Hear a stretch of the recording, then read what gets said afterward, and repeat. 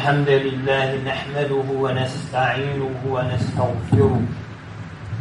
ونستغفره ونتوب إليه ونعوذ بالله من شرور أنفسنا ومن سيئات أعمالنا من يهده الله فلا مضل له ومن يضلل فلا هادي له وأشهد أن لا إله إلا الله وحده لا شريك له وأشهد أن سيدنا محمدا عبده ورسوله يا أيها الذين آمنوا اتقوا الله حق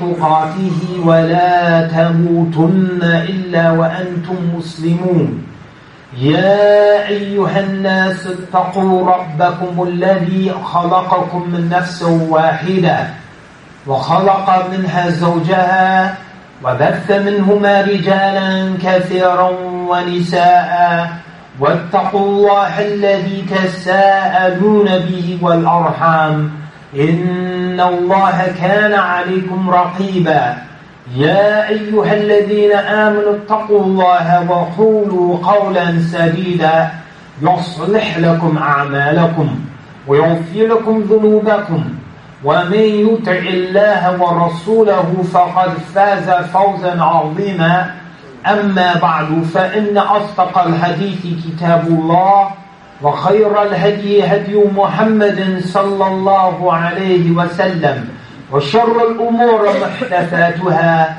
فكل محدثة بدعة وكل بدعة ضلالة وكل ضلالة في النار. الحمد لله الذي هدانا لهذا وما كنا لنهتدي لولا أن هدانا الله. الحمد لله الذي أنزل على عبده الكتاب ولم يجعل له عوجا. Alhamdulillahi Rabbil Alameen. All praise is due to Allah who has blessed us with Islam, who has blessed us to be followers of Muhammad sallallahu alayhi wa sallam. As we all know, the name Muhammad is in the news.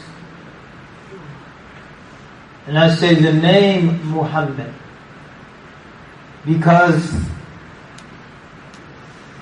the name does not necessarily capture the essence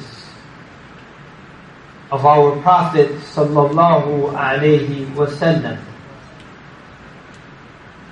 We all know, unfortunately, there are many people named Muhammad who are not righteous people. The fact that they carry that noble, honorable name is no reflection on our Prophet sallallahu alaihi wasallam. I say this, brothers and sisters, to say when someone draws some offensive picture and says that this image represents Muhammad, it doesn't represent our Prophet sallallahu alaihi wasallam. It represents a figment of the artist or the filmmaker's imagination. Our Prophet sallallahu alaihi wasallam is considered not by us Muslims. He is by us, those of us who are Muslims, the greatest human being to ever walk on the surface of this planet, sallallahu alaihi wasallam.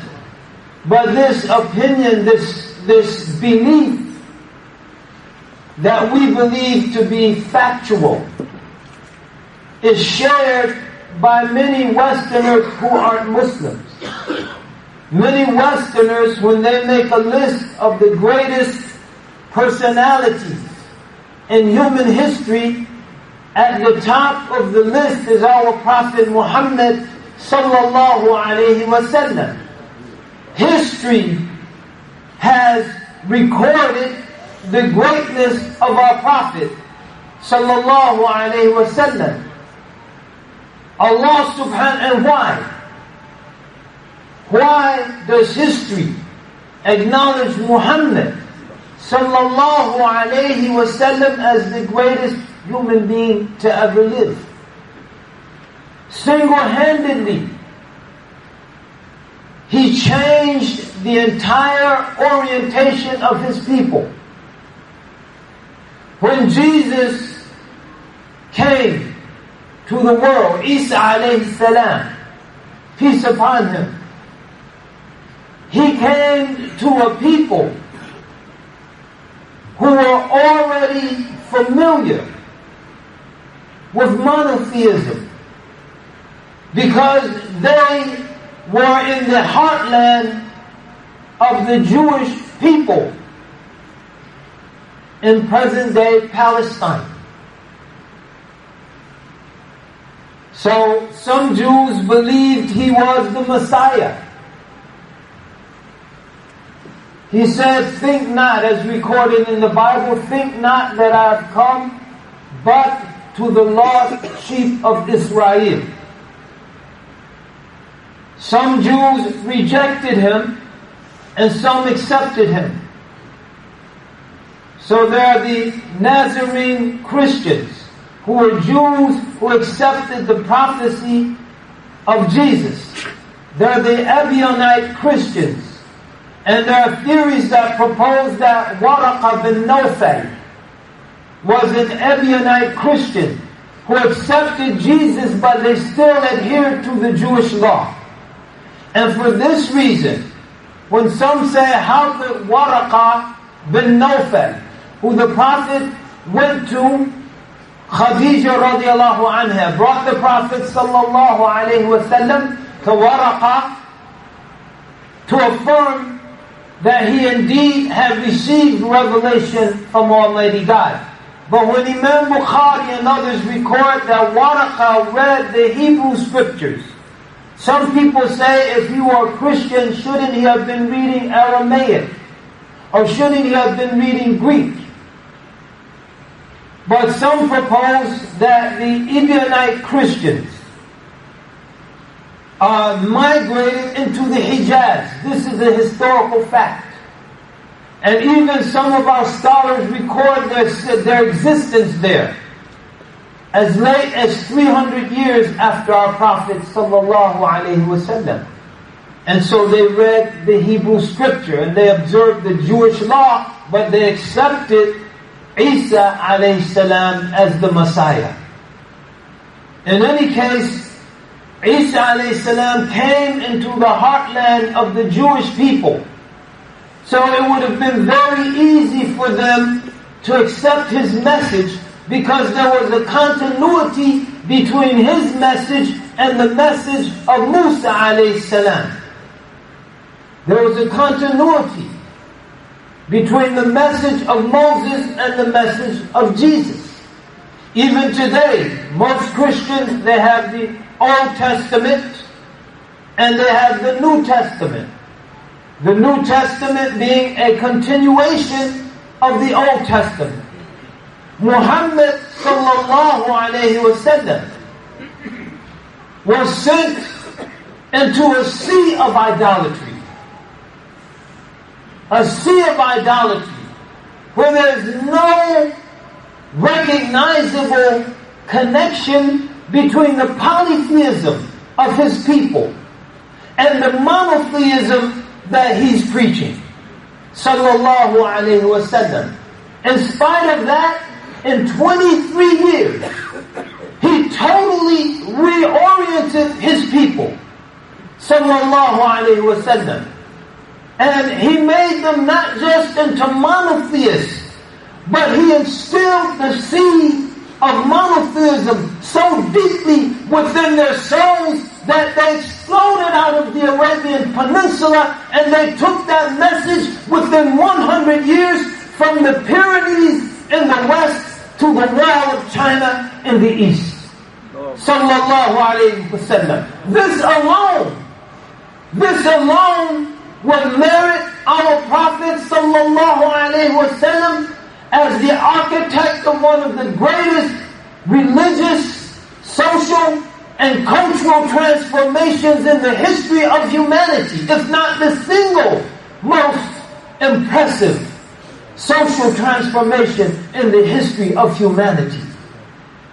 This is not the work of a madman or lunatic.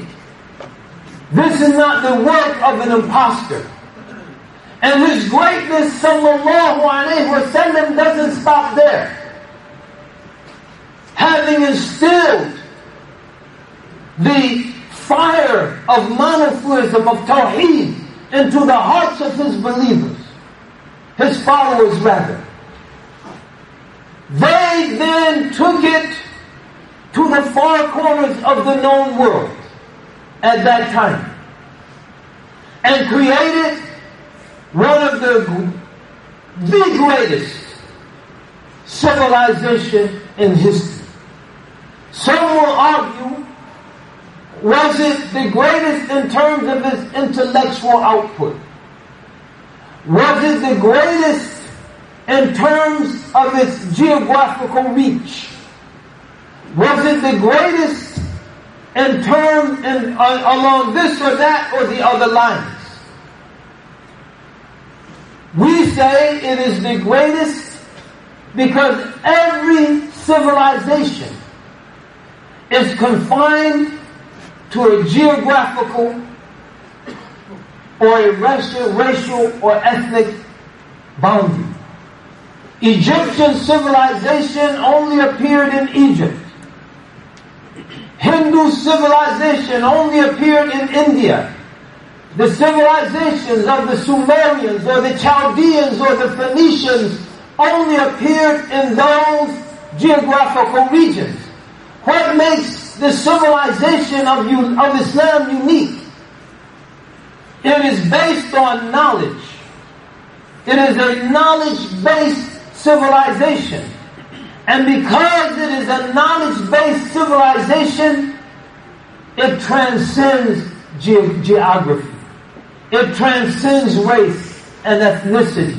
And any people who adorn themselves and beautify themselves, and this is what Islam does to people. With Islam,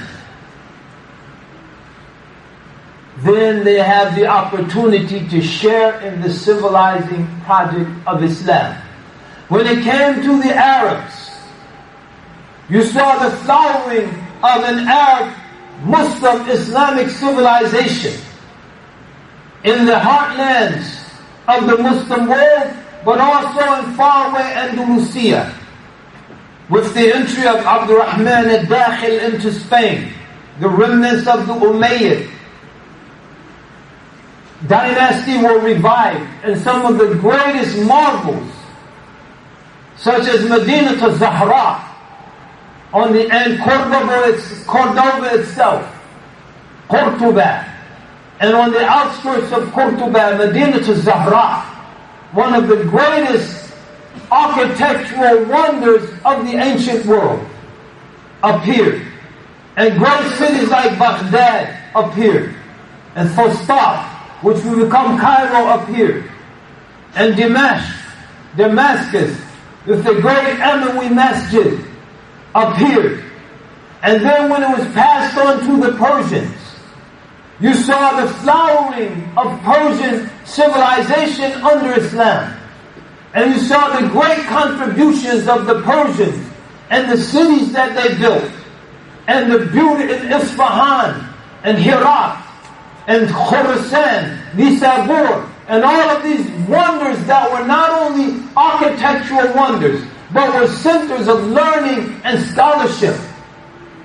And when it passed into the Turkish hands, and that flame of Islam that was lit from the light of Muhammad sallallahu alayhi wa sallam, Ya ayyuhan nabi, inna arsalnaka shahidan wa mubashiran wa nadhira wa da'iyan ila Allah bi'idhnihi wa sirajan munira. O Prophet, we've sent you as a witness, and as a giver of glad tidings, and as a warner, as one who calls to Allah by His command, and as a luminous light, a luminous lamp. And that lamp has lit the fire of civilization. And when it passed through the Turks, you saw the great Seljuk capitals, and then culminating in the great in the Memluk, the Mamalikat, the Turkish warrior kings, slave kings of Egypt, and the great monuments of learning and culture and civilization that we can still point to this day. And then culminating in the Ottomans, one of the longest living dynasties in human history for over 500 years. The great capital of Istanbul, the beautiful masajids and hospitals and centers that testify not only to the greatness of the Ottomans, but to the greatness of Muhammad sallallahu alayhi wasallam, who provided the spark and the impetus that gave rise to those warriors who turned into the architects of civilization and culture. And we could go on in that regard. Our Prophet sallallahu alayhi wasallam was a mercy to all the worlds.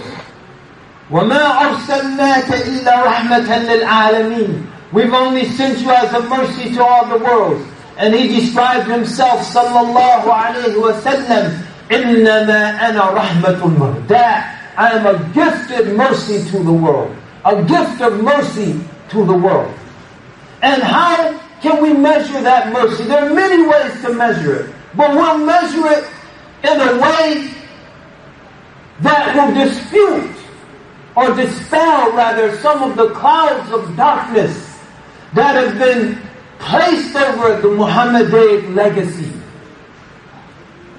And that's the mercy to those people who are not Muslim living in Muslim lands. The critic today will say that the Muslims were intolerant. They were no equal. That the Christians or the Jews were all second-class citizens. And that the Sharia, it oppresses minorities.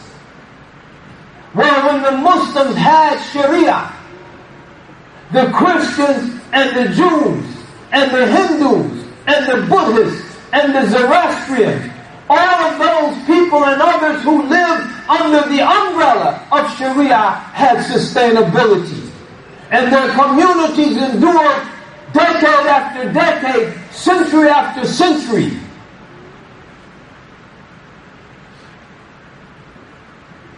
This is a fact of history. Even in those lands where Muslims had the capability to wipe those minorities out. But it's not from the nature of Islam. And it's not from the nature of our Prophet sallallahu alaihi wasallam. And it's not from the nature of the followers of Muhammad sallallahu alaihi wasallam to wipe people out. So their communities sustain themselves. In Palestine, they say that the person who's involved with this film that has sparked so much controversy is a Coptic Christian. How many Coptic Christians are in Egypt? And how did their community manage to survive all of these centuries? Because of the mercy of Muhammad sallallahu alayhi wasallam. And if these minorities are threatened today, they're not threatened because of the influence of Islamic civilization. They're threatened because of the demise of Islamic civilization and Muslims being inundated by Western nihilistic and anarchistic and hegemony ideologies, putting an Islamic facade on it and then launching in narrow-minded attacks against these minorities. This is a historical fact that we should not lose sight of. So the Muslims had Sharia, and the non-Muslim people had sustainability. The environment has sustainability. Now we have equality. Apparently for everyone except Muslims. In France, liberty, equality, and fraternity and brotherhood.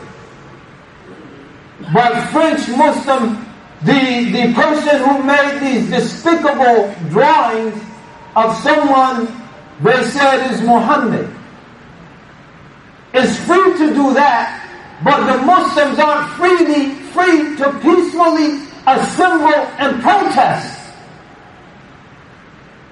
under the banner of equality and liberty and fraternity.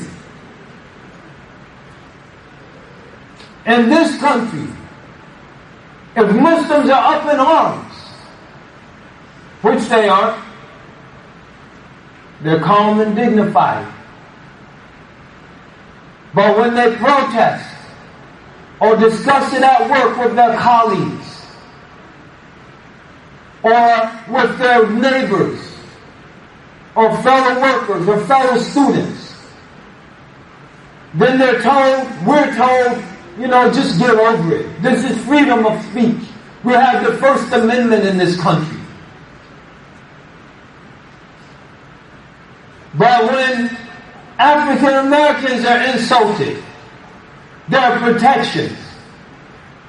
When one of these radio hosts, Don Imus, on the Fan, WFAN in New York City, a couple years ago, called the women of the Rutgers University basketball team that had made it to the NCAA finals against Tennessee a bunch of nappy-headed hoes. He was fired from the radio station because he reached the limits of freedom of speech. When Kobe Bryant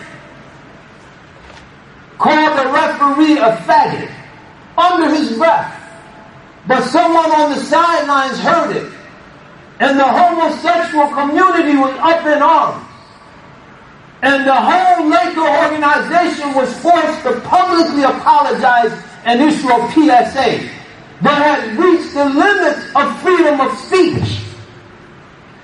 In a famous court case in this country, it was established and affirmed, or rather, an argument in defense delineating the limits of freedom of speech, that if there is no fire, you cannot call and yell out fire in a crowded theater. That would be an encroachment on the limits of freedom of speech. But in a crowded world, a global village, when someone does something far worse than crying fire in a crowded theater, if it's Muslims, go ahead and say it. Because the paraphrase, Judge Tony, Tawney, for those who are familiar with his ruling, and will paraphrase it, on the verge of the Civil War in this country, Chief Justice of the Supreme Court, a Muslim has no rights in this country that a non-Muslim is bound to respect. And some of you know the original phrasing of that. But it's all right. It's all right. Because we don't need the First Amendment. We don't need the government. We don't need the UN. We need Allah subhanahu wa ta'ala. And Allah ta'ala, Almighty God, tells us, مَنْ عَادَ لِي وَلِيًّا فَقَدْ أَذَّنْتُهُ بِالْحَرْبِ عز وجل. قُلِ اللَّهِ ثُمَّ ذَرْهُمْ فِي خَلْبِهِمْ يَلْعَبُونَ. Proclaim Allah, then leave them in their idle wasteful activities, jestfully playing around. To go back, I didn't finish. So the Muslims had Sharia, and the minorities had sustainability. The environment had sustainability. Now we have equality and liberty and human rights, but we also have genocide and ecocide. Human rights, equality didn't stop the genocide in Bosnia. It didn't stop the genocide in Rwanda. The Declaration of Independence and the principles of God-given rights, we hold these truths to be self-evident, that all men are created equal. It didn't give the equality to the native people of this land who are wiped out. This is the legacy of modernity. It's a legacy of hypocrisy. It's a legacy of genocide. And those who are advancing these provocations against the Muslims, they're endeavoring to continue that legacy. They want to continue the warmongering. They want to create this boogeyman they can point to. See, these people are a bunch of crazy, wild lunatics. That's why we have to bomb them. That's why we have to occupy their lands. And it's not mentioned, take their resources. Brothers and sisters, don't give them any excuse. Don't give them any pretext. Maintain your dignity. Maintain your worldview. Maintain your love of the Prophet sallallahu alaihi wasallam. And turn off the news. I was listening to a recording by one of our great contemporary scholars, Sheikh Abdul Hakim Murad, and he's from Great Britain. He says, what is it about Muslims that you log on to BBC World every morning so you can feel bad about yourself? Oh, what did they blow up today? Oh, here he goes again. Turn it off. Unplug from it. And plug into the Quran. Plug into your awrad. Plug into your adhkar. Plug into the seerah of the Prophet sallallahu alaihi wasallam. Involve yourself in positive work that builds up your self-esteem, that gives you satisfaction and contentment in your heart. Share this message with your neighbors. Share it from a position of positiveness, positive energy, a positive outlook. This is our Prophet sallallahu alaihi wasallam. Allah has undertaken His defense. He told the early people, the early community, ذَرْنِي وَالْمُكَذِّبِينَ أُولِي النَّعَمِ. Leave me to deal with these big shots. يَكِيدُونَ كَيْدًا وَأَكِيدُ كَيْدًا فَمَهِّلِ الْكَافِرِينَ أَمْهِلْهُمْ رُوَيْدًا. They're scheming and planning. I have a plan. Leave them for a while. فَمْهِلْهُمْ رُوَيْدًا. Allah will take care of His Prophet. Allah Ta'ala tells His Prophet, وَرَفَعْنَا لَكَ ذِكْرًا. Allah has elevated His mention. This is another sign of His incomparable greatness. No other name is on the tongue of some human being somewhere on the face of this earth every second that this earth is in existence once His religion was established.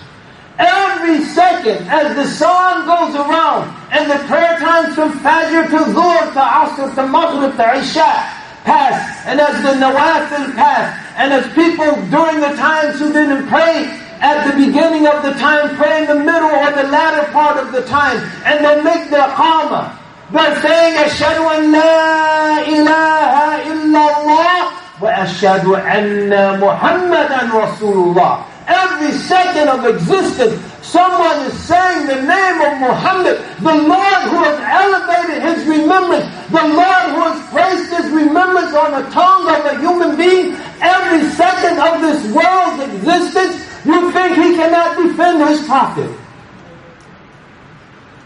Do you think he cannot defend his prophet? Brothers and sisters, live a dignified life. Work to strengthen your faith. Because one of the psychological aspects of these psychological warfare tactics, I'm not saying they're emanating from the government, but this film is a psychological warfare tactic. It's designed to achieve political results. One of those results is to take away the aspect where the Republicans can't attack President Obama. This is not a commercial for Obama. And that's on national security. Because Obama can say, I killed bin Laden.